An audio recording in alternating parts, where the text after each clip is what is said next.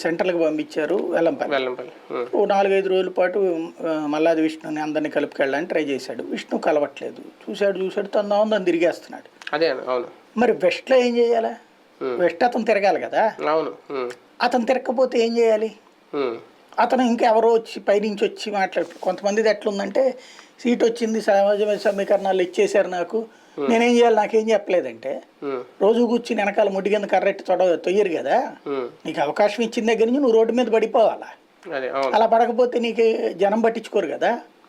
అట్లాంటి కొన్ని ఉంటాయి సమస్యలు. ఇప్పుడు వెస్ట్ అతను ఒక కార్పొరేటర్. ఇప్పుడు ఇతను ఏంటంటే చాలా గ్రౌండ్ లెవెల్ వాళ్ళకి చాలా చోట్ల ఇస్తున్నాడు. ఇప్పుడు ఫర్ ఎగ్జాంపుల్ ఒక చోట ఒక కార్పొరేటర్ కొడుక్కి, ఒక చోట జెడ్పీటీసీకి, ఇట్లాగా అలాంటి వాళ్ళకి ఇచ్చినప్పుడు వాళ్ళు ఇక పార్టీ పేరుతో బతికేద్దాం, పార్టీ వాళ్ళు చూసుకుంటారులే, నేను ఇంట్లో కూర్చుంటానంటే వర్కౌట్ అవుతుంది కదా ఎలక్షన్స్ టైంలో. అలా చేసే కదా ఇప్పుడు చాలా మంది పక్కన కూర్చోవాల్సి వస్తుంది. అది కాబట్టి ఇప్పుడు అట్లాంటి చోట్ల ప్రయత్నాలు జరుగుతున్నాయి. ఏం చేస్తారు ఏంటి? స్థాన చలనాలు జరిగిన వాళ్ళు కొంతమంది మళ్ళీ అంటే జోగి రమేష్ లాంటి వాళ్ళు కొంతమంది అంటే మళ్ళీ వాళ్ళు వేరే నియోజకవర్గం అడుగుతున్నారు అనేది, ఆ విషయంలో కూడా రీసర్వేలు చేసి ఏమన్నా లాస్ట్లో మార్పులు జరిగే అవకాశం ఉంటుందా?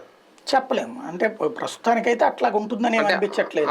అభ్యర్థనను ఎంతవరకు పరిగణలో అసలు అంతగా ఇల్లు అడుగుతారా అన్నది కూడా డౌటే. బయట ప్రచారం చేసుకోవడం తప్పించి అట్లా జగన్ దగ్గర ఒకసారి నిర్ణయం